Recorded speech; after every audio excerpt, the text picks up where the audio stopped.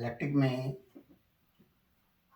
Conductor, non conductor और semi conductor, इन्हें भी समझना है।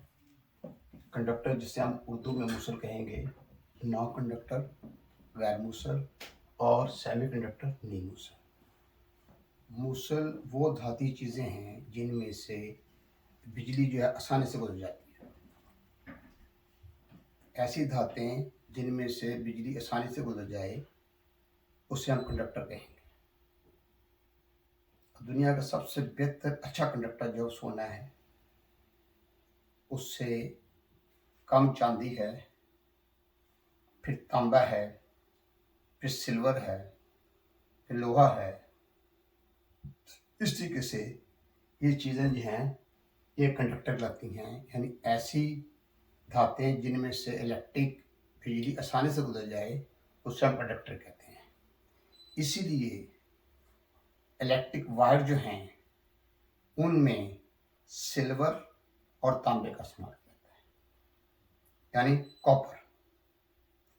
ज़्यादा कॉपर इस्तेमाल किया जाता है। अगर प्योर कॉपर हो वो इस्तेमाल किया जाए तो वो तार जो है वो काफ़ी अरसे तक सही रहती है। तो इसलिए मूसल जो है यानी कंडक्टर जो है उसमें कौन कोई चीज़ शामिल हुई, सोना, क्योंकि सोना बहुत महंगा है इसलिए सोने की तारें इस्तेमाल नहीं की जाती। चांदी भी महंगी है, रूटीन में चांदी की तारें भी इस्तेमाल नहीं की जाती। तांबा जो है वो दरमियानी कीमत का है, इसका इस्तेमाल ज़्यादा किया जाता है और उससे सस्ती तारें यहाँ सिल्वर की हैं। तो ये है, बाद दफ़ा ये होगा सिल्वर कॉपर कॉपर कोट किया होता है, वो भी तारें इस्तेमाल हो रही हैं। इस तरीके से ये कंडक्टर जो है उसको आपको समझ आ गई। नॉन कंडक्टर जो है, गैर मूसल जो हैं, वो धातें हैं, वो चीज़ें हैं जिनमें से बिजली नहीं गुजरती। हालांकि उनमें से भी गुजरती, कितनी कम गुजरती है, इंतहाई कम गुजरती है, लेकिन आम रूटीन में हम यही कहते हैं कि उनमें से बिजली जो है नहीं गुजरती, इलेक्ट्रॉन्स क्रॉस नहीं होते। तो उनमें नंबर एक सूखी लकड़ी है, गीली लकड़ी नहीं। सूखी लकड़ी है, अब्रक जिसे इंग्लिश में माइका कहते हैं, रबड़ है, प्लास्टिक है, सूखा चमड़ा है। ये वो चीज़ें हैं जिनमें से बिजली जो है वो नहीं गुजरती। इलेक्ट्रिक की तारें हैं, अंदर तांबा है, तांबे की तार है, ऊपर जो है ना रबड़ चढ़ाई हुई है या प्लास्टिक चढ़ाया हुआ है। इस तरीके से यानी अगर हम तार को पकड़ लेते हैं बाहर से और वो करंट फ्लो भी हो रही है, आपको कुछ नहीं होगा, क्योंकि आपने गैर मूसल चीज़ को पकड़ा हुआ है, गैर मूसल को पकड़ा हुआ है। सेमी कंडक्टर जो हैं जिन्हें नी मूसल कहते हैं, ये ऐसी धातें हैं जिनमें से बिजली जो है रुक रुक कर गुजरती है, मुश्किल से गुजरती है। जैसे नाइक्रोम है, टंगस्टन है, जर्मन सिल्वर है। ये वो धातें हैं जिनमें से बिजली जो है वो मुश्किल से गुजरती है। जैसे टंगस्टन वायर है, वो जो बल्ब होते हैं उन बल्बों में जो आपको एलिमेंट नजर आता है वो टंगस्टन वायर का होता है। जब वो गर्म होता है तो रोशनी देता है। नाइक्रोम जो है, जैसे इस्त्री है या हीटर हैं, इनमें जो तार इस्तेमाल होती है नाइक्रोम की तार इस्तेमाल करते हैं। तो नाइक्रोम की तार जब उसमें से करंट गुजरता है तो नाइक्रोम की तार जो है गर्म होती है, ठीक है। उससे उसके बाद जो है जैसे हीटर इस्त्री है उसमें जो आपको एलिमेंट नजर आता है या आप लेकर आते हीटर लेकर आते हैं, एक्चुअली अंदर की तरफ जो है वो नाइक्रोम है, फिर एस्बेस्टॉस है, उसके बाद एल्युमिनियम का उसका सिर आ गया। अगर डायरेक्ट एल्युमिनियम का सिर लगाएंगे तो शॉर्ट हो जाएगा। एस्बेस्टॉस जो है उसको भरा जाता है। वो उसमें क्या होता है कि रूटीन में जो चीज़ें बिजली के लिए मुसल होती हैं वो हरारत के लिए मुसल होती हैं, लेकिन कुछ ऐसा भी है जैसे एस्बेस्टॉस जो है वो बिजली के लिए गैर मुसल है, हरारत के लिए मुसल है। इसलिए वो हीट स्टिकर बना लिया जाता है, स्टिकर बना लिया जाता है। तो बाहर तौर मकसद सिर्फ कहना का ये है कि सेमीकंडक्टर जो है, नीम मूसल जो हैं, वो धातें हैं जिनमें से करंट जो है वो रुक रुक के गुजरती है, मुश्किल से गुजरती है। अगर वो गैर मूसल है, करंट नहीं गुजरती, और अगर मूसल है तो उसमें से करंट आसानी से गुजर जाती है। ये 3 तरह के यानी हैं। उसके बाद हमारा अगला मॉड्यूल जो है वो सिंपल है, वो बहुत सारे लोगों को उसके बारे में पता भी है, वो है मैग्नेट।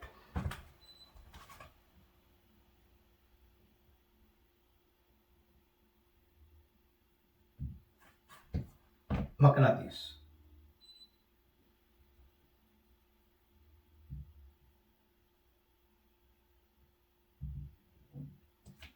मकनातीस जो है या मैग्नेट जो है वो ऐसी चीज है जो लोहे की चीजों को अपनी तरफ खींचती है। बहुत पुराने जमाने की बात है, यूनान के अंदर एक पहाड़ है जिसका नाम है मैग्नेशिया। उस पर एक चरवाहा जो है बकरी चराने के लिए गया। उसकी छड़ी के नीचे लोहे की पतरी थी, तो वो चरवा चरा रहा है। उसने एक पत्थर के ऊपर छड़ी को रखा, तो पत्थर जो है उसको खींच रहा है। वो परेशान हो गया कि ये कौन सी जानदार चीज है जो मेरी छड़ी जो है उसके नीचे जो पतरी लगी हुई है वो चिपक रही थी। परेशान हुआ, वो भागा भागा नीचे आया, लोगों को बताया इस तरीके से मेरे साथ हुआ। लोग यकीन नहीं कर रहे थे। जब ऊपर गए हैं जाकर देखा कि वाकई कुछ पत्थर ऐसे हैं जिनके साथ वो चिपक रहे हैं, जिसके साथ नहीं चिपक रहे। वो पत्थर उठा के नीचे ले आए। उन्होंने पत्थर को कई चीज़ों के साथ लगाया, लेकिन देखा कि ना तो ये तांबे को पकड़ता है, ना सिल्वर को पकड़ता है, ना ये मिट्टी को पकड़ता है, ना लकड़ी को पकड़ता है, ये लोहे को पकड़ता है। तो उस मैग्नीशिया पहाड़ की वजह इसका नाम मैग्नेट रखा गया। अब मैग्नेट जो है इसके बारे में ये है कि इसके ऊपर तहकीक की गई तो कोई भी मकनातीस है उसके 2 सिरे हैं, एक शुमाली कुतुब, एक जनूबी कुतुब।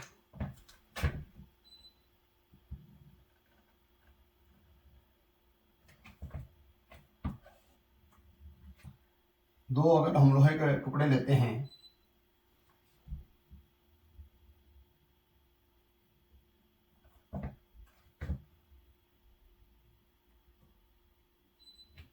दो लोहे के टुकड़े लिए हमने, फर्ज करें, इन दोनों टुकड़ों को अगर हम गौर करते हैं तो एक तरफ शुमाल है और एक तरफ जनूब है, लिखा नहीं होता। अगर दोनों टुकड़ों के सिरों को आपस की तरफ आपने आमने सामने लेकर आए, अगर ये टुकड़े आपकी तरफ खींच रहे हैं, इसका मतलब यह है कि एक शुमाल है और एक जनूब है, एक नॉर्थ है एक साउथ है। तो अगर हम ऐसे नजदीक लेकर आते हैं उनमें खिंचाव नहीं होता, एक दूसरे को धकेलते हैं, तो मुखालफ पोल जो हैं वो एक दूसरे को खींचेंगे। Opposite pole will attract each other but the each pole repel each other. अगर एक जैसे पोल होंगे, नॉर्थ को नॉर्थ के सामने लाएं, साउथ को साउथ के सामने लाएं, एक दूसरे को दफा करेंगे। तो ये चीज जो है वो देखी गई। दूसरे नंबर पर यह है कि ये जो मकनातीस है, अगर हम लोहे चून जो है यानी लोहे का बुरादा जो है बारीक बारीक, उसके अंदर डाल के घुमा के बाहर निकालेंगे, इसके जो कॉर्नर्स हैं उन पर ज़्यादा चिपकेंगे, दरमियान में कम चिपकेंगे। ये इसकी अगली सिफ्त है। और ये जो टुकड़े हैं लोहे के, जो जब भी लोहे का ये मकनातीस के टुकड़े हैं जो लोहे जैसे हैं, जब भी लोहे की किसी चीज़ से लगाते हैं तो इसको पकड़ते हैं, इसलिए इसको परमानेंट मैग्नेट कहेंगे। परमानेंट मैग्नेट, मुस्तकिल मकनातीस। तो ये मुस्तकिल मकनातीस होगा। अच्छा, अब उसके बाद एक और चीज़ है कि अगर हम एक बारीक लोहे की तार ले लें, तार लेकर उसके बाद जो है हम इसे एक सेल जो है 1.5 वोल्ट का सेल जो है उसके साथ लगा देते हैं। तो अब जो है ये जो तार है इसके साथ हम लोहे के बारीक टुकड़े जो हैं लेकर आते हैं, ये तार पकड़ना शुरू कर देती है। इस 1.5 वोल्ट की वजह से ये जो कॉइल होगा इसे मकनातीसी को पैदा होगा। लेकिन एक शर्त याद रखिए, ये एनामल्ड वायर होनी चाहिए, नंगी तार नहीं होनी चाहिए। एनामल्ड वायर वो तार है जो ट्रांसफार्मर बनाने के लिए इस्तेमाल होती है या मोटर को वाइंड करने के लिए इस्तेमाल होती है। यानी तार नंगी नहीं होती, उस पर एक खास मटीरियल चढ़ा होता है जिसे हम एनामल कहते हैं। उस एनामल की वजह से ही मैग्नेटिज्म पैदा होना है। अगर एनामल उतर गया तो मकनातीसी पैदा नहीं होगा। अब जब भी हम वोल्ट मीटर लगाएंगे, ये लगाएंगे वोल्ट 1.5 वोल्ट का सेल लगाएंगे तो मकनातीसी पोल पैदा होती है। अगर नहीं लगाते तो नहीं होती। तो ये इससे हम कहेंगे टेम्परेरी मैग्नेट, आर्जी मकनातीस। अब जितनी भी पूरी दुनिया में मोटरें हैं, पूरी दुनिया में जितनी मोटर भी हैं, ये तमाम मोटर जो हैं इनको जब हम वोल्टेज देते हैं तो इसके अंदर मकनातीसी को पैदा होती है और मोटर चलती हैं। एक मोटर जो है उसके दो हिस्से होते हैं, एक स्टेटर एक रोटर। स्टेटर अपनी जगह ठहरा रहता है और रोटर रोटेट करता है स्टेटर के अंदर। दोनों ही गोल शक्ल के होते हैं। जो स्टेटर है उसमें झरियां बनी होती हैं, उन झरियों में गैर मुसल कागज, ठीक है, या प्लास्टिक वो डाला जाता है और अंदर जहाँ तारें डाली जाती हैं एनामल्ड वायर। वो जो एनामल्ड वायर हैं उनको जब हम वोल्टेज देते हैं उसमें मकनातीसी को पैदा होती है। जो स्टेटर है वो भी मैग्नेटिक स्टील जो है उसकी पत्रियों का बना होता है, नरम लोहे की पतरी होती है, देगी लोहा नहीं होता। अगर ये देगी लोहा का मामला हो तो कितनी तकलीफ करने की जरूरत ही नहीं है, इतनी पत्तियां इकट्ठी करनी बड़ी मुश्किल से बनाना, वो देगी लोहे से बना के काम चला दें। पत्तियां इकट्ठी करनी पड़ती हैं और जितनी पत्तियां आपस में मजबूती से जुड़ी होंगी उतना ही अच्छा मैग्नेटिज्म पैदा होगा। तो जो रोटर है वो भी पत्तियों का बना होता है, वो भी नरम पत्तियों का बना होता है, माइल्ड स्टील का होता है, जिससे मैग्नेटिक स्टील भी कह सकते हैं। तो जब हम स्टेटर जो है उसमें डली हुई तारें जो हैं उनको हम वोल्टेज देते हैं, उनमें मकनातीसी को पैदा होती है। वो मकनातीसी को रोटर पे भी असरअंदाज होती है। रोटर में नॉर्थ साउथ पोल पैदा होते हैं। जब नॉर्थ नॉर्थ के सामने आता है तो रिपल्शन का अमल होता है, जब नॉर्थ साउथ के सामने आता है तो अट्रैक्शन का अमल होता है। इस तरीके से जब मुखालिफ पोल आमने सामने आते हैं तो अट्रैक्शन होती है, जब मुखालिफ पोल आते हैं तो रिपल्शन होती है। तो पूरी दुनिया की जितनी मोटर भी हैं वो अट्रैक्शन और रिपल्शन के तहत चलती हैं। अट्रैक्शन रिपल्शन घूमना शुरू कर देता है। इस तरीके से जब भी हम एक पंखा है उसका स्विच ऑन करते हैं, उसको चलाते हैं, उससे मकनातीसी को पैदा होती है। पंखा पंखा जो है वो घूमना शुरू कर देता है, उसकी मोटर घूमती है, उसके पार घूमना शुरू हो जाते हैं और उसमें मकनातीसी कुव्वत मौजूद है। उस मकनातीसी कुव्वत की वजह चल रहा है, जिससे हम इलेक्ट्रोमैग्नेट भी कहेंगे, कह सकते हैं। बरकी मकनातीस वो आर्जी है, टेम्परेरी है। जैसे स्विच ऑफ करेंगे मकनातीसी कुव्वत खत्म हो जाएगी। लेकिन वो जो पंखा चलते चलते टाइम लेता रुकता है वो ड्यू टू सेंट्रीफ्यूगल फोर्स, क्योंकि चक्कर चल रहे थे, बंद की आहिस्ता आहिस्ता रुक जाता है, फिर स्विच ऑन करते हैं, फिर मकनातीसी कुव्वत पैदा होती है। इस तरीके से यानी इलेक्ट्रोमैग्नेट वाला मामला कई जगह होता है। दुनिया की बहुत सारी बल्कि दुनिया की तमाम मोटरें जो हैं इसी असूल पे काम करती हैं। एसी जो हैं उनके अंदर बहुत दफ़ा हम मैग्नेट कॉन्ट्रैक्टर इस्तेमाल करते हैं। मैग्नेट कॉन्ट्रैक्टर जो है उसके अंदर एक मकनातीसी कॉइल होता है।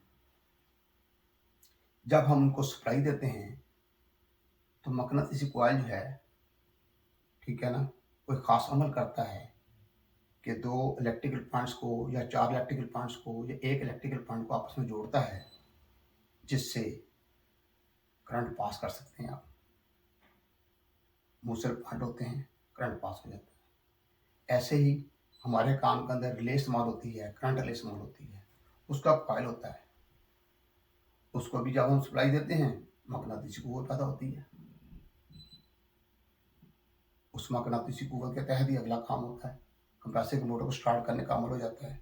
इसकी डिटेल हम मैग्नेट कॉन्ट्रैक्टर और रिले की बाद में करेंगे, लेकिन अभी आपको ये समझ आनी चाहिए कि जो मकनातीस है एक मुस्तकिल मकनातीस है, एक आर्जी मकनातीस है। जो आर्जी मकनातीस है वो बरकी मकनातीस है, टेम्परेरी मैग्नेट जो है, इलेक्ट्रोमैग्नेट भी उसे कह सकते हैं।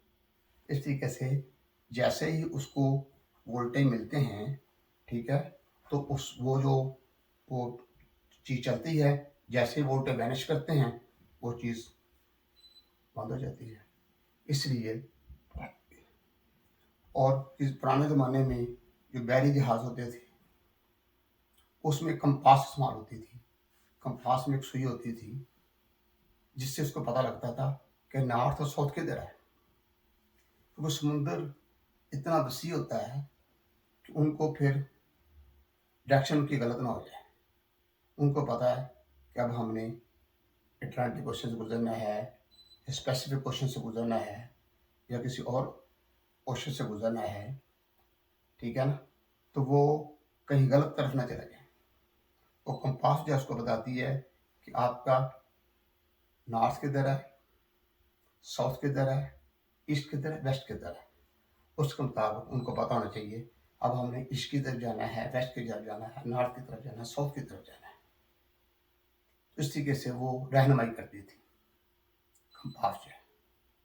इसके अलावा एक और चीज़ है, अगर हम किसी एक सुलाख मकनातीसी सुलाख जो है उसके दरमियान में वो रस्सी वगैरह धागा वगैरह बांध के उसको घुमा देते हैं तो वो नॉर्थ और साउथ की तरफ ठहरेगी। क्यों? उसका जो नॉर्थ होगा वो साउथ की तरफ ठहरेगा, तो साउथ वाले सब नॉर्थ की तरफ ठहरेगा। इस तरीके से हमें डायरेक्शन का पता लग जाता है, नॉर्थ और साउथ की डायरेक्शन का पता। लेकिन सिर्फ समझने के लिए ये ऐसा है, ठीक है ना। अमली तौर पर ये होता है, हमें पता है कि फ्रिज को चलाना है, वोल्टेज देंगे, कंप्रेसर चलेगा, मोटर चलेगी तो उसका पंप चलेगा तो गैस रोटेट करेगी। इसके अलावा जो है जब हम वेल्डिंग करते हैं, तांबे को तांबे के साथ जोड़ना है, लोहे को लोहे के साथ जोड़ना है या लोहे को तांबे के साथ जोड़ना है, तो उन पर अक्सर काला रंग हुआ होता है, ब्लैक तांबे को प्रोड्यूस। अब ये नहीं पता लग रहा कि ये पाइप तांबे का है या लोहे का है। मकनातीस पास वो फॉल लगा के देख लेंगे कि जो कॉपर का है या लोहे का है, क्योंकि जब लोहे को तांबे से जोड़ना होता है तो ब्रेजिंग करनी होती है, तांबे को तांबे के साथ जोड़ना होता है सोल्डरिंग करनी होती है। तो फिर हम अगर दोनों तांबे के पाइप हैं तो सोल्डरिंग करेंगे, अगर एक लोहे का तांबे का तो ब्रेजिंग करेंगे। तो ये इस तरीके से हमें ये पता लग जाता है कि ये मैग्नेट जो है हमें वहाँ पे भी काम देता है। तो इसलिए जब भी काम करना वर्कशॉप के अंदर हमारे पास एक मुस्तकिल मैग्नेट जो होना चाहिए, और हमारे जो टूल बक्स है उसके अंदर मैग्नेट छोटा सा पड़ा होना चाहिए कि ताकि हमें काम करने में दिक्कत ना हो। ये हमारी आज मकनातीस के बारे में। आगे हम ट्रांसफार्मर की बात करते हैं।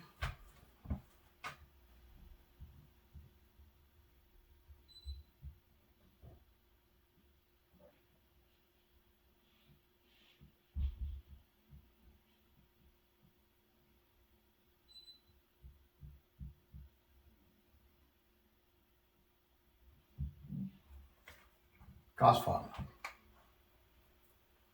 ट्रांसफर का मतलब होता है कि एक जगह से दूसरी जगह मुंतकिल। ट्रांसफार्मर वो चीज़ है जो एक चीज़ को दूसरी चीज़ तरफ ले जाए, यानी एक तरफ वोल्टेज आ रहे हैं, दूसरी तरफ वोल्टेज चला जाए। तो इसमें दो तरह के ट्रांसफार्मर होंगे।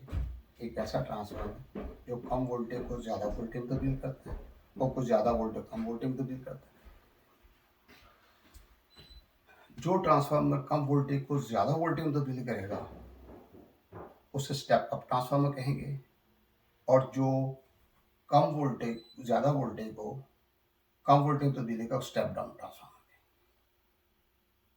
अब हमें इनको कहाँ पर ज़रूरत महसूस होती है? सपोज हम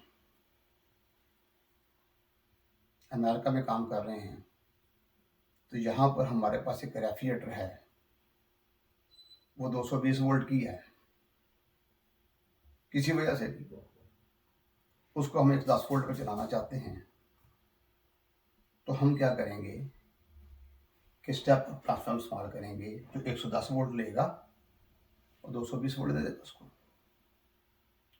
कुछ हमारे भाई जो हैं वो कस्टम या गैर कस्टम सऊदीया से या अमेरिका से या कनाडा से रेफ्रिजरेटर या पाकिस्तान या इंडिया ले जाते हैं या बांग्लादेश में ले जाते हैं। वहाँ तो हमारे 220 वोल्ट हैं। अब जिसको नहीं पता, फ्रिज देखी, फ्रिज बड़ी खूबसूरत अच्छी है, उसने पैसे भी खर्च किए, उसका किराया भी खर्च किया, वहाँ ले गए, वहाँ जाकर 220 वोल्ट पे लगा दिया। अब 220 वोल्ट पे लगाएंगे, उसके अंदर जो तमाम चीज़ें 110 वोल्ट की हैं, जैसे ही आप दरवाज़ा खोलते हैं बल्ब तो उसी वक्त फ्यूज़ हो जाएगा। 1 सेकंड बहुत दूर की बात है, बहुत पहले साथ ही फ्यूज़ हो जाएगा। नंबर 2, कंप्रेसर जो है, जो डिज़ाइन किया गया है 110 वोल्ट के लिए, आपने उसको 220 वोल्ट दे दिए, एम्पीयर बढ़ेंगे और ओवरलोड उसको बंद करने की कोशिश करेगी। ये हमारा बार बार होता है, यहाँ तक कि कंप्रेसर की मोटर जल जाती है। 1% है कि ओवरलोड उसको बचा ले, अदरवाइज कंप्रेसर गया। अब ऐसी हालत में तो मसला बन गया, परेशान हो जाते लोग। तो अगर आप लेकर आए हैं तो आपने किसी टेक्नीशियन को कहा कि भाई ये फ्रिज को चला दो। अगर वो अक्लमंद होगा, समझदार होगा, या बात को समझ देखता पता होगा उसके बारे में, उस पर देखेगा कि उस पर कितने वोल्टेज मेंशन किए हुए हैं। उस पर तो 115 वोल्ट लिखे हुए हैं या 110 वोल्ट लिखे हुए हैं। तो वो कहेगा भाई इसने इन वोल्टेज भी नहीं चलना, यहाँ पर स्टेप डाउन ट्रांसफार्मर चाहिए जो 220 वोल्ट को 110 वोल्ट में तब्दील कर दे, वो लगा उसको चला दें। ठीक है, फ्रिक्वेंसी 50 साइकिल है, वो 60 साइकिल है, थोड़ा सा 1-2% इफेक्ट होगा, अदरवाइज चलती है, कई साल चल रही फ्रिज। 220 वोल्ट को 110 वोल्ट में तब्दील करने के बाद चला देते हैं। अच्छा, अब ट्रांसफार्मर ऐसे भी होते हैं, मिलते हैं, जो जिन्हें यूनिवर्सल ट्रांसफार्मर कहते हैं। एक तरफ 110 वोल्ट लिखा होता है, दूसरा 220 वोल्ट लिखा हुआ है। अगर आपने 220 वोल्ट दिए हैं तो दूसरी तरफ 110 वोल्ट निकाल लें। अगर आपने 110 वोल्ट दिए हैं, दूसरी तरफ 220 वोल्ट निकाल लें। उसे यूनिवर्सल ट्रांसफार्मर कहेंगे। ठीक है, जो अक्सर यानी ममालिक में इस्तेमाल कर लेते हैं बहालत मजबूरी। अब जैसे फ़र्ज़ करें कुछ हमारे भाई सऊदीया में काम कर रहे हैं, वो काम करने के बाद वो कहते हैं हम इंडिया या पाकिस्तान या बांग्लादेश में ये रेफ्रिजरेटर ले जाएंगे, या मिस्र के लोग हैं मिस्र में ले जाएंगे, शाम के लोग शाम में ले जाएंगे, लबनान के लोग लबनान में ले जाएंगे, ईरान का बंदा ईरान में ले जाएगा, अफगानिस्तान, इन तमाम ममालिक के 220 वोल्ट हैं।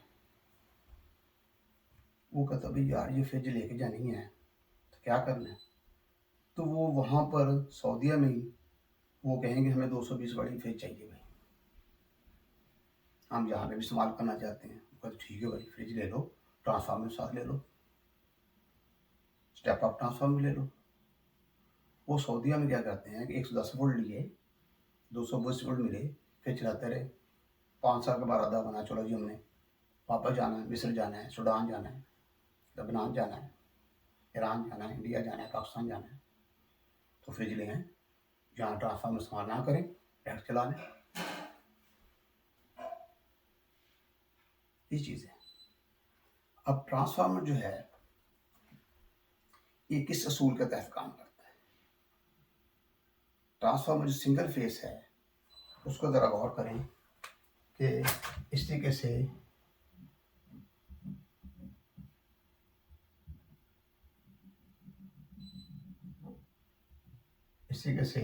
हमारे पतरी हैं, उन पतरियों जो हैं उनके ऊपर तारें लिपटी हुई हैं, लेकिन पतरियाँ जो हैं उनका एक सेट होगा, पतरियों का एक सेट है, वो भी नरम लोहे की पतरी हैं, उनको मैग्नेटिक स्टील भी कहेंगे।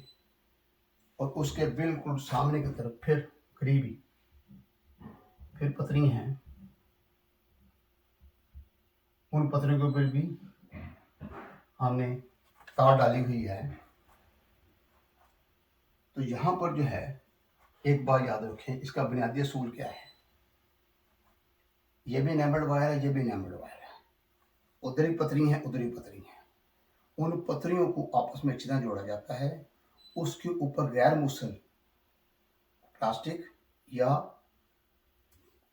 जो पेपर है जिसे हम बटर पेपर भी कहते हैं, तो वो चढ़ा दिया जाता है, या और तरह का पेपर जो है वो डाला जाता है, उसके ऊपर फिर तार लपेटी जाती है ताकि शॉर्ट ना हो जाए।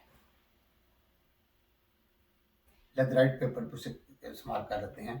तो लेथराइट पेपर पहले पतरी हुई, लेथराइट पेपर चढ़ाया, उधर ही पतरी हुई है, लेथराइट पेपर चढ़ाया और तारे हुए। अब फर्ज करें इधर जो तार डाली है और इधर जो तार डाली है, दोनों में बड़ा वाज़ेह फ़र्क है। फर्ज करें इधर हमने तार डाली है 200 ग्राम, दूसरी तरफ तार डाल दी हमने 100 ग्राम। अब यहाँ पर हम 220 वोल्ट दे रहे हैं इसको, इधर से इधर 110 वोल्ट निकल आएंगे। आधी तार करने से वोल्टेज भी आधे हो जाएंगे। ये अमल होता है म्यूचुअल इंडक्शन की वजह से, और सिर्फ ये एसी वोल्टेज में होगा, डीसी में नहीं होगा, कि उसमें फ्रिक्वेंसी पाई जाती है, इस वजह से आधी तार होने से वोल्टेज आधे हो जाएंगे। अगर हम इस तरफ से 110 वोल्ट देते हैं और इधर जो 220 वोल्ट मिल जाएंगे, क्योंकि तार दुगनी है तो वोल्ट भी दुगनी हो जाएंगी। ये इसका बुनियादी असूल है। जो भी ट्रांसफार्म बनाने वाले हैं या ऑटोमेटिक वोल्टेज रेगुलेटर बनाने वाले हैं, उनको इस बात का पता होता है कि तार के बढ़ने से वोल्ट बढ़ेंगे, तार के कम होने, आउटपुट पे तार कम होने से वोल्ट कम होंगे। अब जो है इसी तरीके से वो जब इसको बनाते हैं तो वो क्या करते हैं कि फर्ज करें ये तो इतना फ़र्क हो गया ना, अब उसमें ऐसा होता है अगर ये तार मिलती जुलती है, ये भी 220 वोल्ट है, 220 वोल्ट है और वो भी 220 वोल्ट है।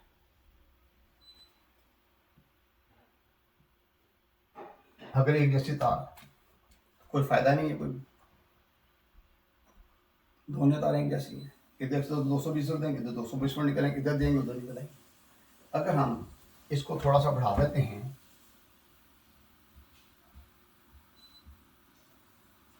इस तरीके से तो 240 वोल्ट हो जाएंगे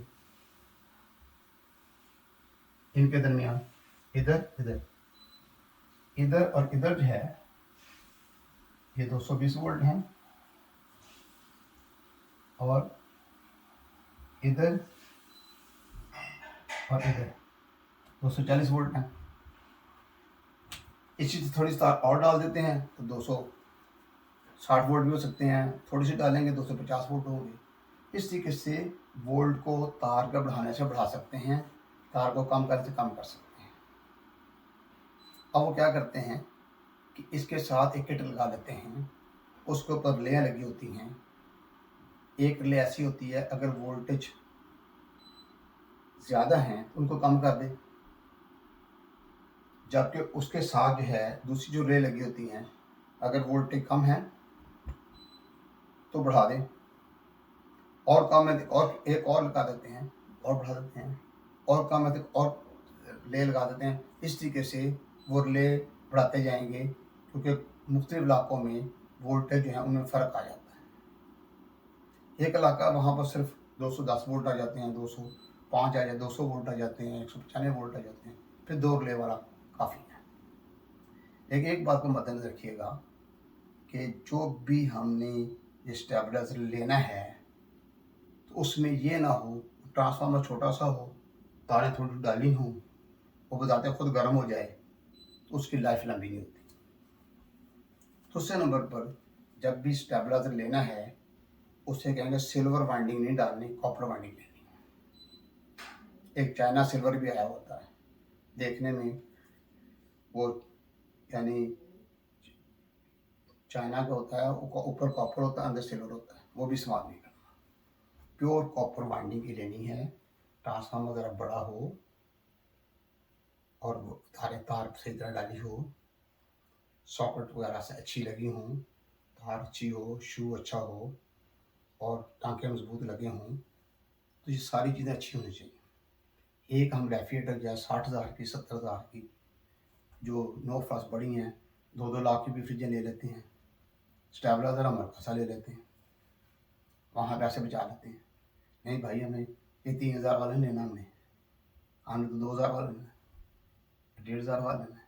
ज़ाहिर बात है वो ऐसे ही मिलेंगे। बाज़ार से कभी भी ये ख़रीदना नहीं है स्टेबलाइजर।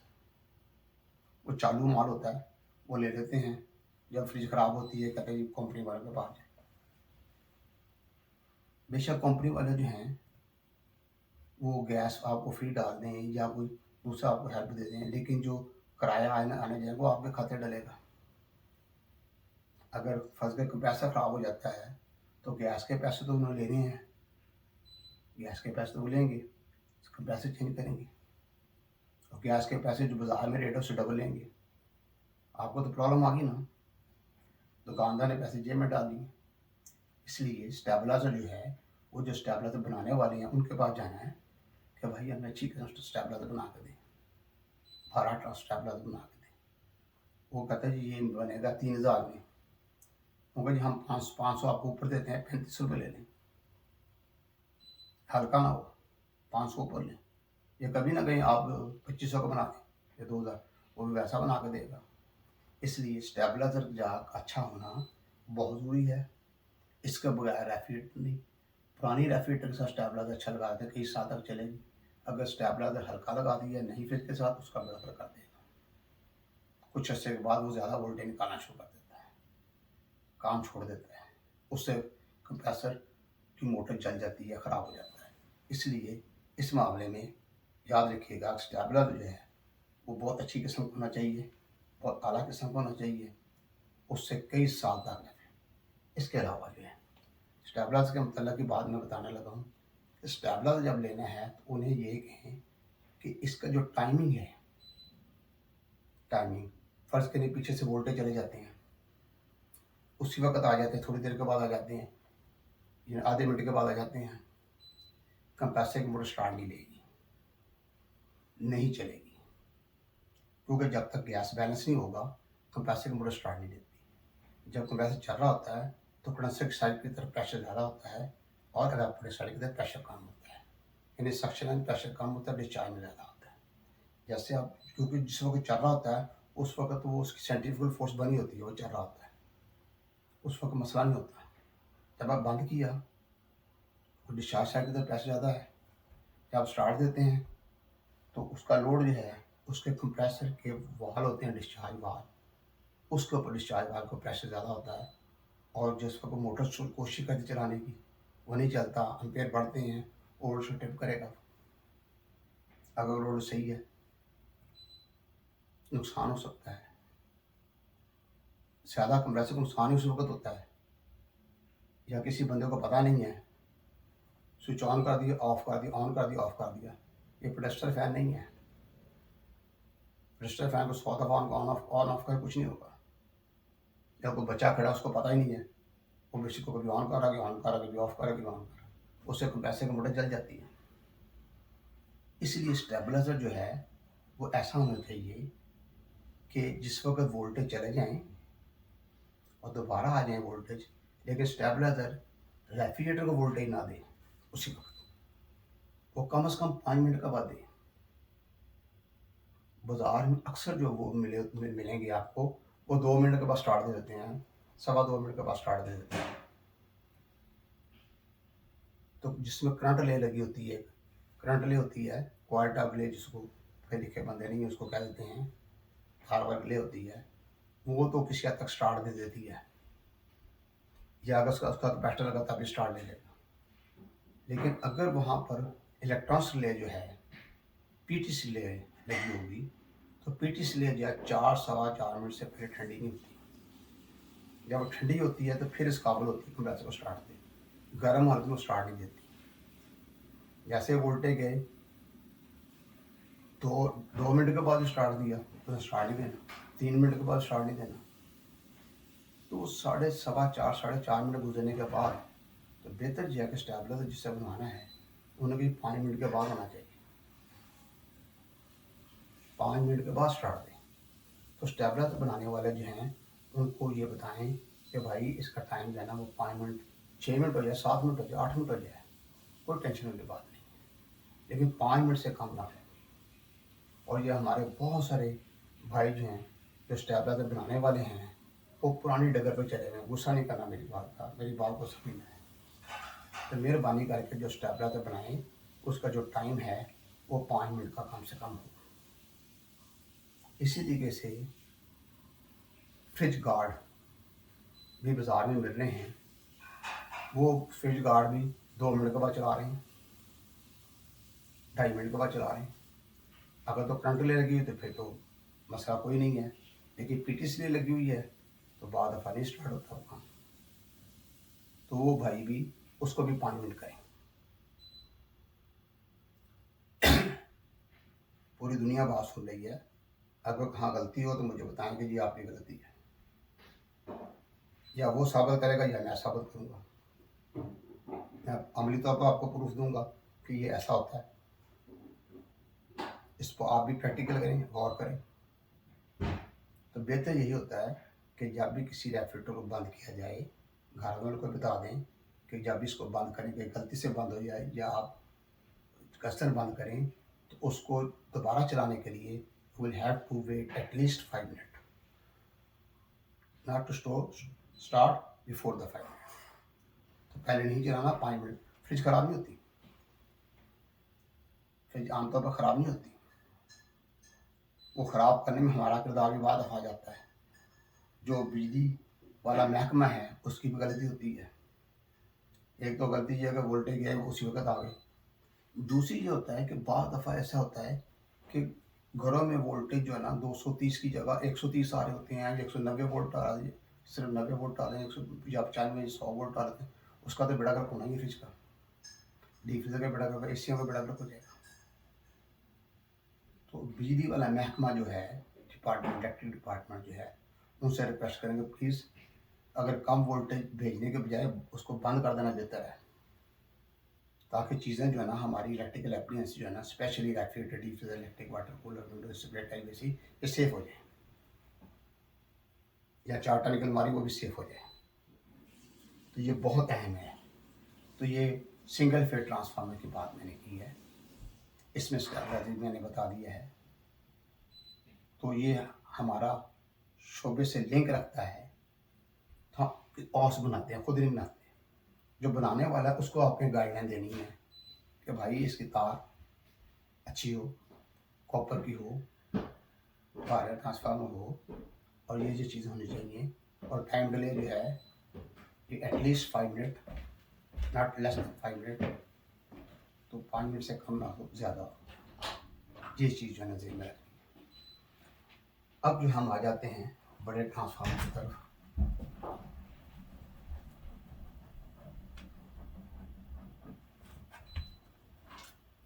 उसमें ऐसा होता है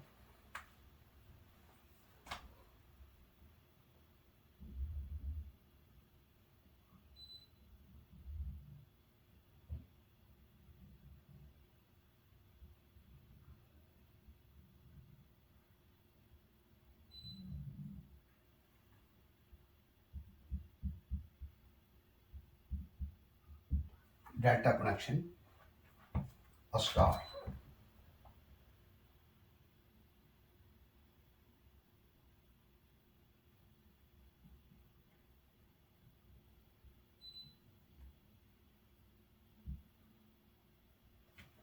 इस तरीके से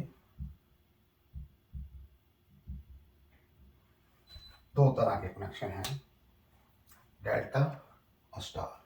और ऐसा भी है कि डेल्टा और डेल्टा आ गया है। डेल्टा में तीनों फेस होंगे, न्यूट्रल नहीं होगी। स्टार में 3 फेस होंगे और 1 न्यूट्रल होगी। ये भी फेस, ये भी फेस और ये भी face number 3, face number 1, face number 2 और फेस नंबर 3 और न्यूट्रल। अब ये ट्रांसफार्मर जो है ये कहाँ इस्तेमाल होते हैं? जो इलेक्ट्रिक डिपार्टमेंट के लोग हैं, वो जो यूके है, पाकिस्तान है, इंडिया है, बांग्लादेश है, सूडान है, मिस्र है, ईरान है, दुबई है, अफ़गानिस्तान है, इन ममालिक में 11,000 वोल्ट की लाइन ऐसे आ रही होगी इस तरीके से। जहाँ पर 11,000 वोल्ट की लाइन है वहीं पर स्टेप डाउन ट्रांसफार्मर लगाए होते हैं। तो स्टेप डाउन ट्रांसफार्मर जो है जिस वक्त लगा होगा जहाँ पर, वहाँ पर जो वोल्टेज आएंगे वो डेल्टा कनेक्शन के जरिए आएंगे।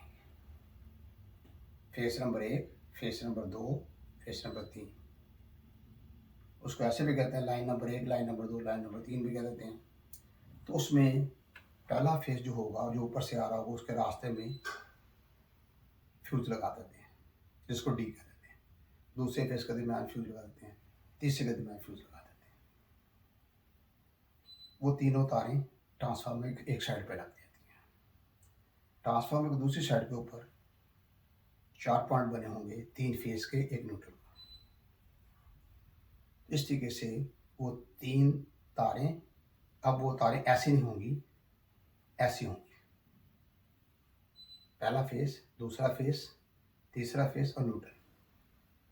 जो न्यूट्रल होगी उसका तलक ज़मीन के साथ भी कर दिया जाता है।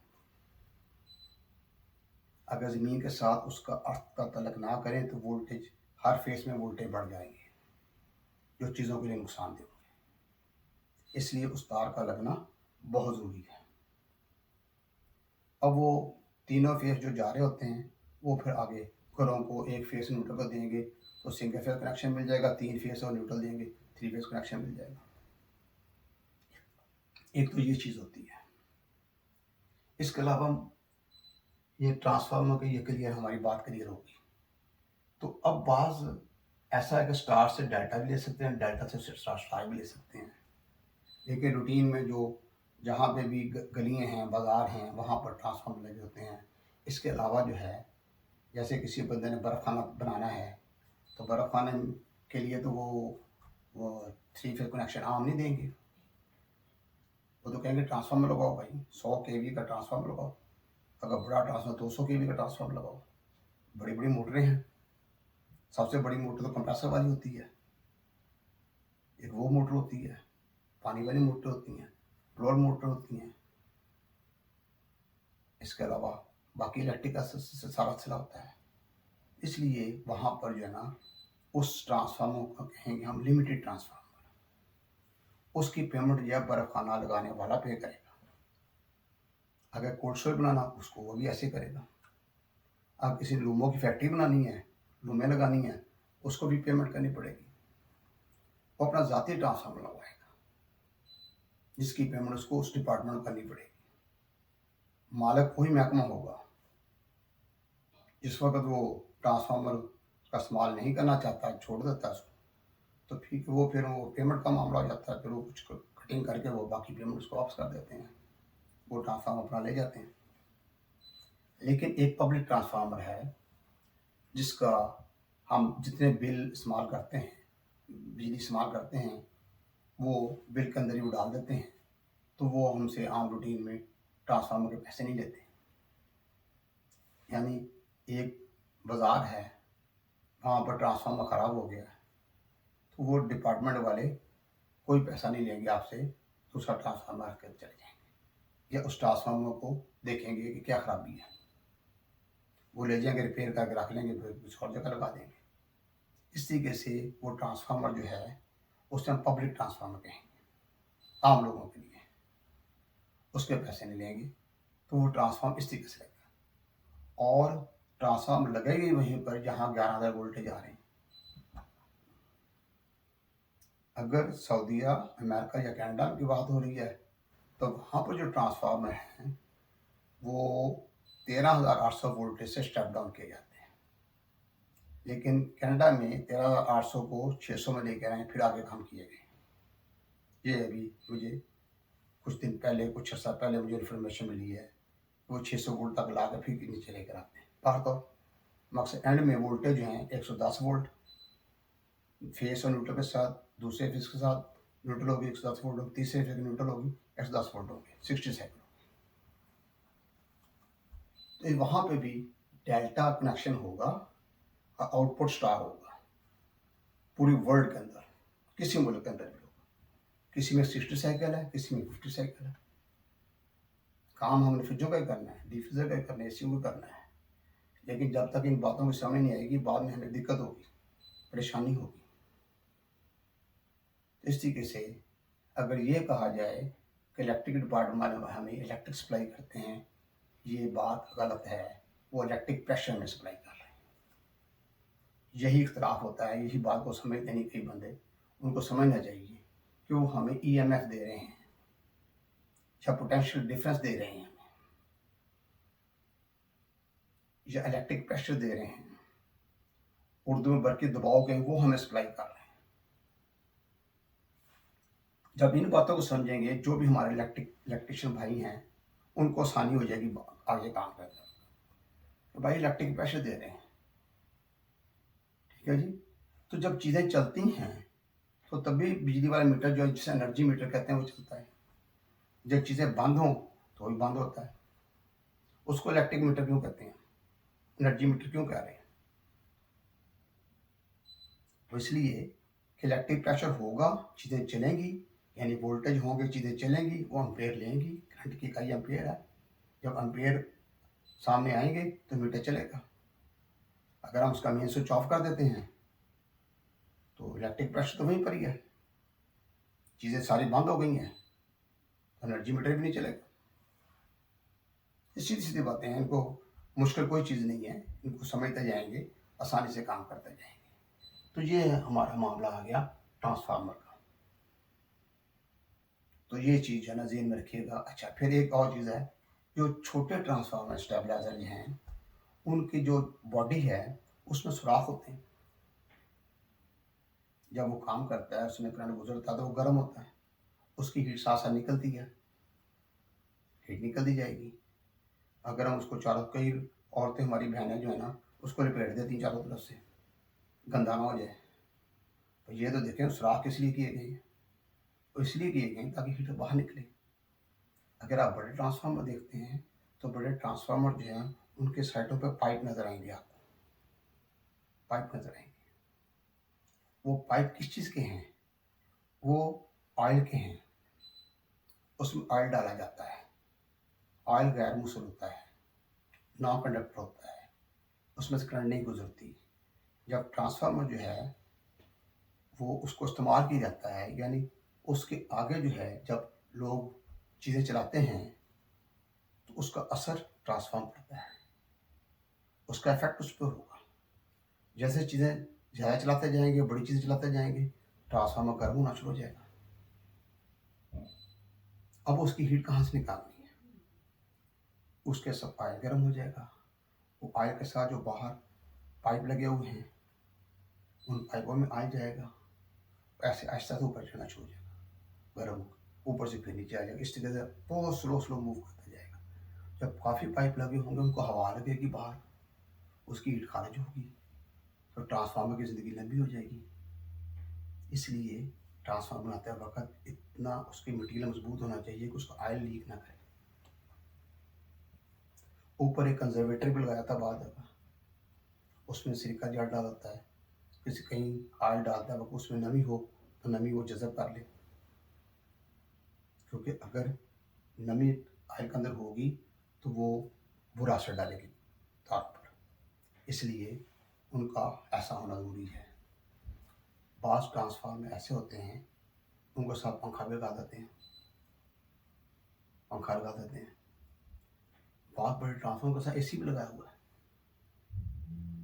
मेरा इख्तिलाफ ये है कि जब एसी लगाएंगे तो एसी भी करंट लेगा, उसका असर भी उस पर पड़ेगा। उस पर एसी ना लगाएं, बल्कि उसको खुली हवा में रखें। ट्रांसफार्मर खुली हवा में रखें। खुली हवा को तो पैसे नहीं खर्च करने पड़ेंगे ना, वो तो हवा में हीट निकल जाएगी।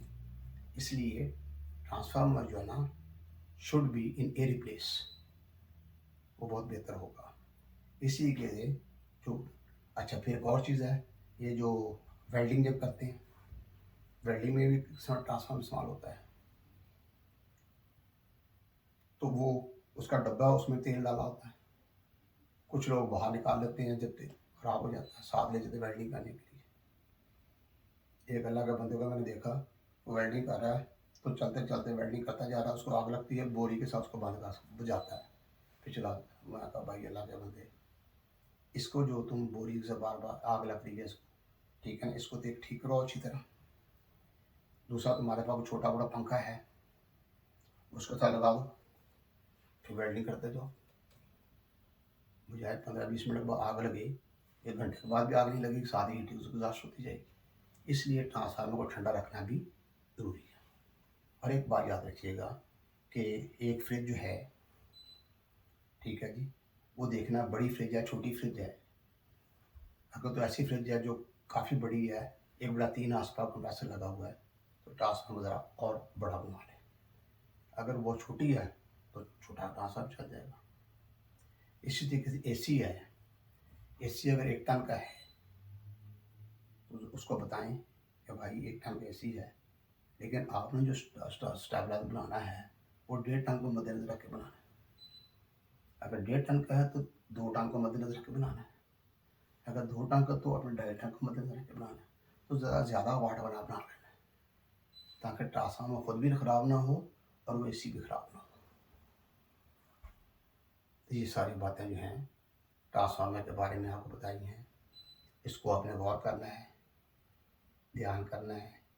कोई चीज़ मुझसे मिस हो जाए आप मुझे बताएं कि ये मिसिंग हो गई है, या अगर कोई गलती है वो बताएं। अगर वो सही है तो उसको तस्लीम करें और आगे बढ़ें। ये आज का मौजूद जो है हमने यहाँ स्टॉप किया है, इस पर गौर करें।